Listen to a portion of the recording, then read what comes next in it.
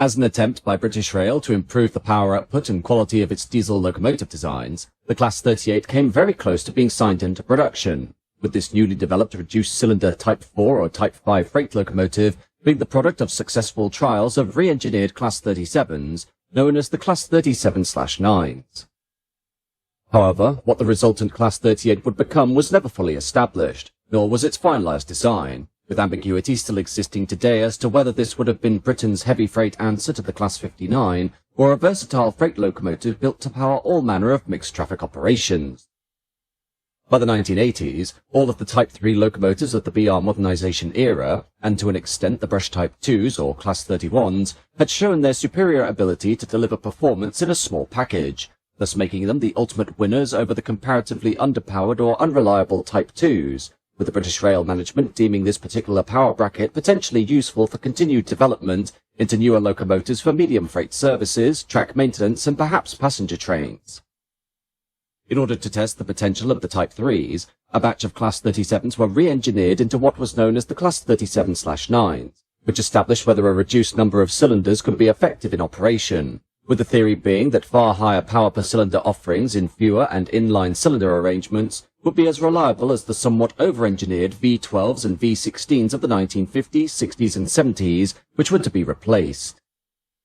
On this basis, the Class 37/9 would form the foundation of the subsequent Class 38, with the engine compartment and radiator surface area possibly being able to accommodate a wide range of power units, stretching from 2 straight-six designs through to the GM645 unit, and even up to the V16 Paxman Valenta and VP185, or a Ruston RK270 V16.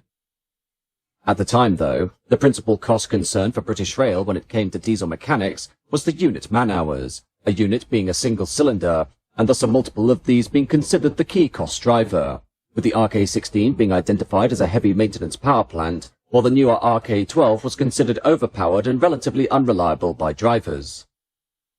The eventual move to fewer cylinder units proved to be not quite as smooth as the Class 37/9 trial, with the later expensive mistakes made on the Class 60 with the Merley's MB275T engine, seeing man-hours and replacement components be a major cost of operating these locomotives, and thus both straight-six power units were chosen to fulfill this criteria, and establish if higher pressure engines could operate at least as reliably as the best examples of the Class 37s at Cardiff Canton, where this trial was initiated.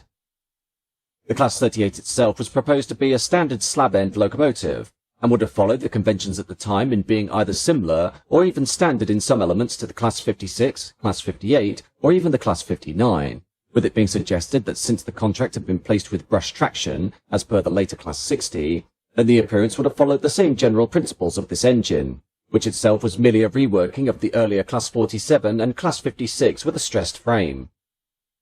Other potentials for the design included mirroring the modular look of the Class 20 and Class 58, though by the time of the Class 60 order, this format had been shunned, with a preference for walk-through bodies allowing all-weather access for inspection, with the whole design strategy being based on inline power units, thus allowing for a majority of inspections and repairs to be undertaken in situ within a full-width body, while also allowing for more space for the inclusion of a silencer unit. While the MB275 unit, despite being only 5mm wider in the cylinder bore, was considerably heavier than the RK276TT unit, and in fact heavier than the original 18-ton 12 CSVT fitted in the Class 37, the use of a two-stroke configuration meaning that this engine had a longer stroke than the RK270, and in general was far sturdier, and thus could accommodate higher compression, while the crankcase was a larger volume with suitable inspection ports for each big-end conrod connection to the crankshaft. Based on these principles, the wheel arrangement for the Class 38, if adopting the MB275 engine, would have been a COCO or 2 six-wheeled bogies with all axles powered, and with a separate traction motor per axle, though the British Rail Board was somewhat dissatisfied with the RK reliability and service cost, and also the delivered performance in the Class 56 and 58. The power unit required more servicing than desired, and it was seen that less cylinder units could offer cheaper maintenance, with dissatisfaction also being evident at some customers like Foster Yeoman, who ordered the GM645-based Class 59 as a result of poor Class 56 performance, with the Class 59 eventually spearheading EMD's widespread provision of a standard diesel freight locomotive in the form of the Class 66 of 1999. In the end, the superior power rating of the MB275 straight 8 over the RK8, led to the former being chosen for the Type 5 project, which eventually came to pass as the Class 60, with the RK8 in traction setup being capable of a maximum rating of around 2,800 horsepower upon its release in the late 1980s, and 2,500 horsepower in extended service, though in combination with SEPEX or GEC Alstom's latest power delivery and wheel slip control systems, this would have allowed the Class 38 to outperform the 12 LDA locos and probably the standard Class 56s and 58s. On the other hand, in defense of Ruston's offering, there were several classes existing at the time, which could have seen life extensions with the RK and SVT power units, including the Class 08, Class 20, Class 31, Class 37, Class 50, Class 56, and Class 58, with many components being backwards compatible, such as new pistons from Class 58s being usable in Class 37s, while engine blocks from withdrawn Class 56s could have been used to see the Class 50s be kept in service for longer periods. The MB275, meanwhile, was completely unproven in a traction environment at the time, and Merleys had not enjoyed a very strong reputation for their other traction power units, being swapped out of at least two types of brush locomotives, and not favoured as a potential replacement for the Paxman Valenta engines aboard the Class 43 HST power cars, despite being trialled in power cars 43167 to 43170 between 1987 and 1996. The RK6, meanwhile, was a four-stroke power unit, and thus used less lubrication oil while having a longer heavy refurbishment program than the six-cylinder MB275, with the Class 37s having proven to be masters of the Type 3 power range, overshadowing the performance of their heavy and sluggish big sisters, the Class 40s, and providing more reliable service than all other Type 4s, thus standing in favour of Ruston's offering.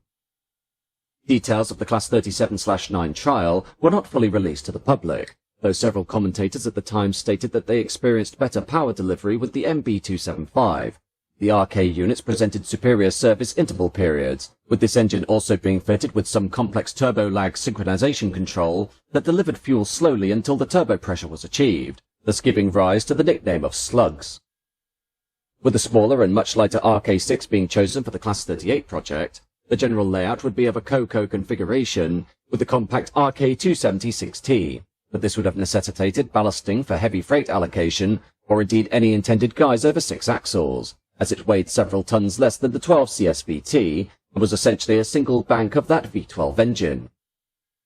An alternative could have been an AIA configuration, which could free up the trailing axle for advanced hydraulic braking, or a dedicated retrostatic brake motor, with there being some electrical advantages in having only 4 traction motors to feed in this ampage and voltage range in traction power application.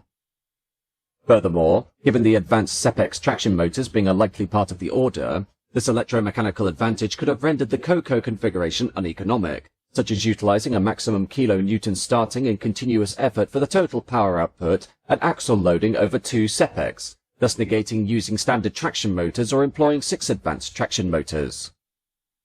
Instead, another option for reducing costs would have been to produce a Bobo locomotive, requiring less materials in a shorter body frame, while the RK6 engine was only slightly larger and heavier than the 280mm bore 6LDA-28 engines fitted to various Type 2 locomotives. The success of the Class 38 could have pointed to a SEPEX-based locomotive being a sensible Bobo counterpart to the Class 60 project, with the Class 38 essentially having already been achieved by brush traction when they re-engined their own class of Bobo locomotives, the Class DE4, which was shipped to Rhodesia. These locomotives being fitted with RK8 cylinder engines with a rating of around 1,800 to 2,000 horsepower and a weight of under 80 tons.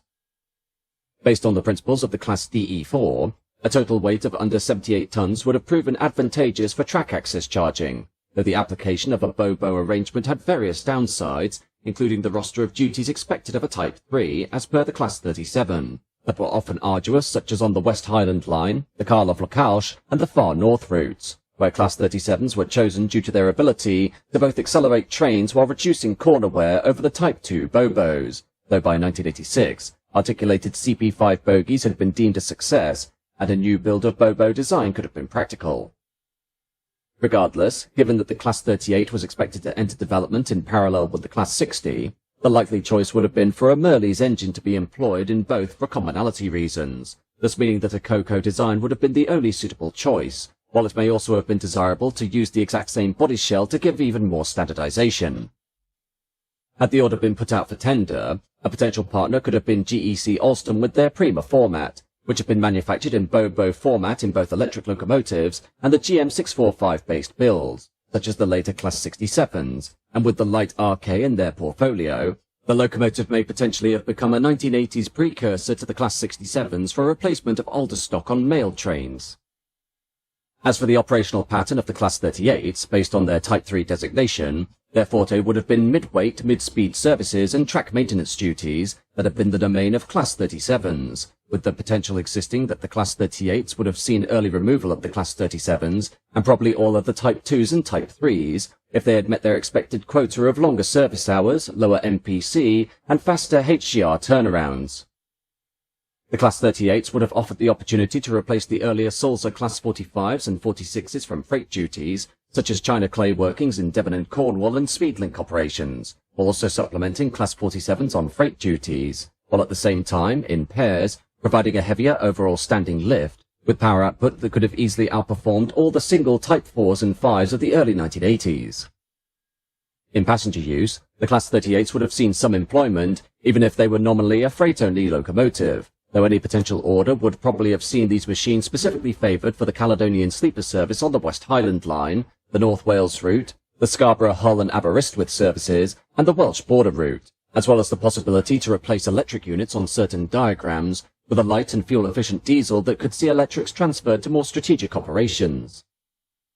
With this in mind, the potential build-out of the Class 38 could have reached between 150 to 200 units, based on British Rail's desire to withdraw as many of the earlier Type 2s and Type 3s as possible during the mid-1980s, after suffering the humiliation of the Class 59s, with the potential for both a super low-geared and high-geared Stroke 4 passenger-dedicated variant subclass that could have formed the basis of subsequent orders based on the success of the core freight units. However, one counterpoint to this was that, during the 1980s, sub-1,000-ton freight traffic was drying up rapidly, as road haulage moved in to undercut this comparatively uneconomic sector of the rail freight market, such as Speedlink or short-trip workings, while the outlook for passenger traffic was the widespread introduction of units, such as the Class 150, 156 and 158, thus seeing loco-hauled passenger trains rendered broadly extinct by the end of the 1990s.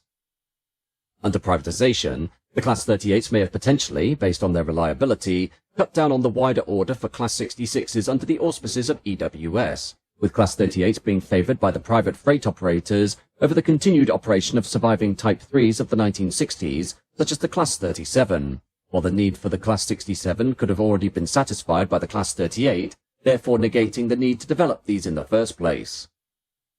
Going into the 2010s, the Class 38 would probably have rendered the Class 37 extinct in mainline service, leaving only the Class 66 and Class 38s as the prime motive power for freight traffic across the UK, also dabbling in passenger and departmental use should the situation call for it, as per the role of the surviving Class 37s in the modern era, due to there having been no replacement Type 3 design, while the Class 67s have seen large numbers put into storage due to their comparatively small numbers and a lack of work following the end of the Royal Mail contract in the mid-2000s.